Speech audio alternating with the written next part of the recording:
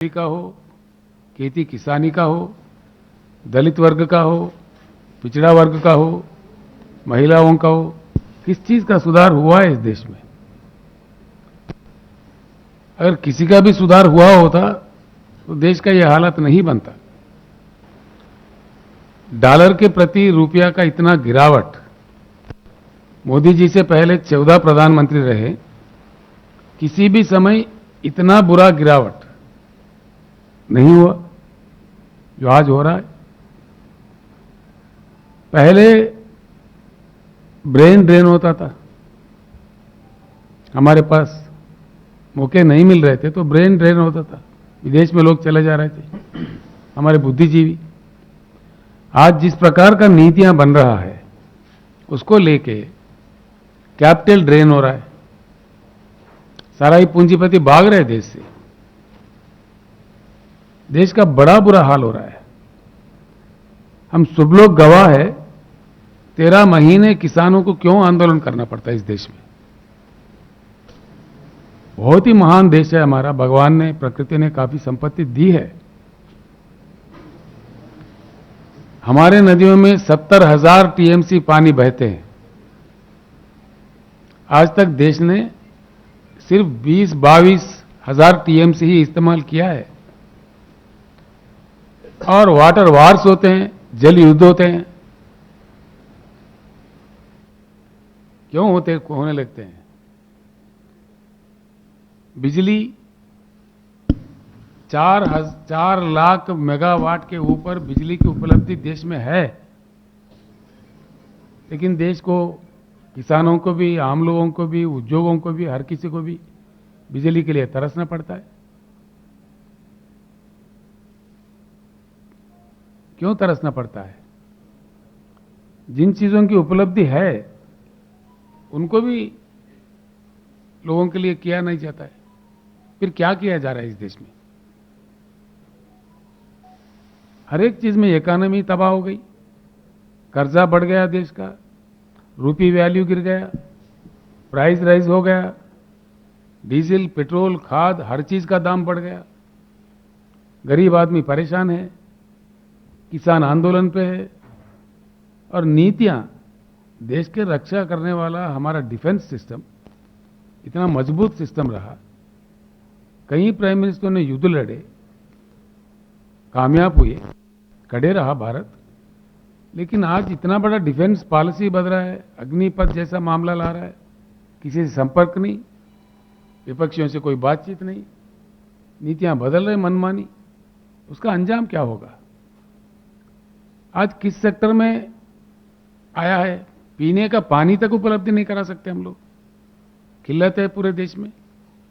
जहां किसी राज्यों ने प्रयास किया वहां जो कुछ भी हुआ, लेकिन केंद्र सरकार की नीति से नारा के सिवाय कोई काम असल में आता ही नहीं, उपलब्ध होता ही नहीं।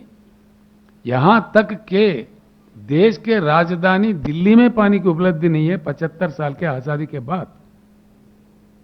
आज हमारे कई मित्र हर दिन पानी खरीदते हैं दिल्ली शहर में। दिल्ली शहर में भी पावर नहीं मिलता, 24 घंटा नहीं मिलता।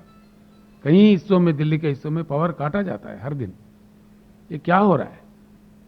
ये चीज ऐसे है, 8 साल यानी कि मोदी जी के जो कालखंड उनके लिए दिया था जनता ने 10 साल का, उसमें 80% समय खत्म हो चुका है। अब उनके नीतियां क्या है साफ देश के सामने आ चुके हैं। उनका क्या कैपेसिटी है, क्या कैपेबिलिटी है, उनका चलाने का ढंग क्या है, देश को किस प्रकार से साथ लिए जा रहे हैं, ये सारे देश के सामने आ चुके हैं। आज मैं एक ही बात आपको कहना चाहूंगा, केंद्र सरकार के नाकामियों की वजह से आज काफी नुकसान हुआ देश का हर सेक्टर में। साथ ही साथ जो राज्य काम कर रहे हैं अपने जगह अच्छा खड़े होकर काम कर रहे हैं, कुछ एक अलग नीति बना के फेडरल सिस्टम को पूरा खत्म करके, एफआरबीएम एक्ट में तोड़ मरोड़ करके जो संसाधन मिलने चाहिए जो राज्यों के अधिकार में है उसके वो छीना जा रहा है। जो अपने आप विकसित होना चाहते हैं राज्य, जो जहां प्रयास हो रहा है, उनको भी काटा जा रहा है। क्या वजह है इसका, क्या कारण है? कोई बताएंगे? जवाब है केंद्र सरकार के पास? एक तो ये है, विकास का कोई नाम ही नहीं, सिर्फ नाराबाजी है। कौन सा एक नारा जो सफल हुआ देश में? 222 तक हर गरीब का अपना मकान होगा, ये मोदी जी का खुद का वादा है। क्या सफल हुआ? मिला सबको मकान? किसानों का आय डबल कर दिया जाएगा। किसानों का इन्वेस्टमेंट डबल हो गया, लागत डबल हो गया, आय कहां डबल हुआ? बेटी पढ़ाओ बेटी बचाओ, हर दिन रेप होते सौों के तादाद में। किस वर्ग का विकास हुआ? किसका रक्षा हुआ? और इसको, इन सब चीजों को छोड़ के एक दूसरी बहुत बड़ी खतरा बात, देश के लिए बहुत बड़ा खतरा ये लोग खड़ा कर रहे हैं, जो धर्म की बात को लेके लोगों को भावुक बना करके अपने चिल्लर पल्लर राजनीति लब्धि के लिए सारे देश को टूटा जा रहा है, तोड़ा जा रहा है। ये कहां तक सही है? इससे देश का कितना बड़ा खतरा बनेगा आगे चल के? देश का क्या होने वाला है? अंतर्राष्ट्रीय स्तर पर क्या होगा? हालात यहां तक बिगड़ रहा है कि विदेशों में हमारे दूतावास के प्रतिनिधि को बुला के माफी मांगा जा रहा है। ये कितनी बड़ी शर्म की बात है। इसके भलाई के लिए ये काम किया जा रहा है। आज जिस प्रकार से धर्म के नाम पे लोगों को तोड़ने का, समाज को तोड़ने का, एक अच्छे भारत को खराब करने का जो प्रयास हो रहा है, ये कहां ले जाएगा अपने देश को?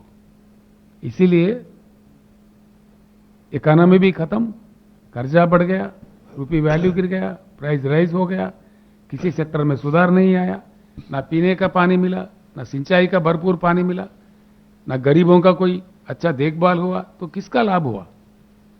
किसका फायदा हुआ? फायदा कुछ नहीं हुआ, विनाश हुआ।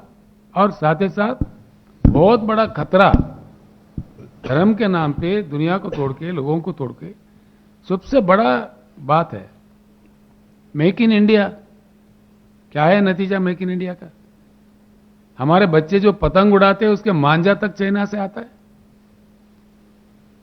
नाखून काटने का नेल कटर तक चाइना से आता है, शेविंग ब्लेड तक चाइना से आता है, राष्ट्रीय ध्वज भी हमारा तिरंगा चाइना से बनाया हुआ इंपोर्ट करते हैं।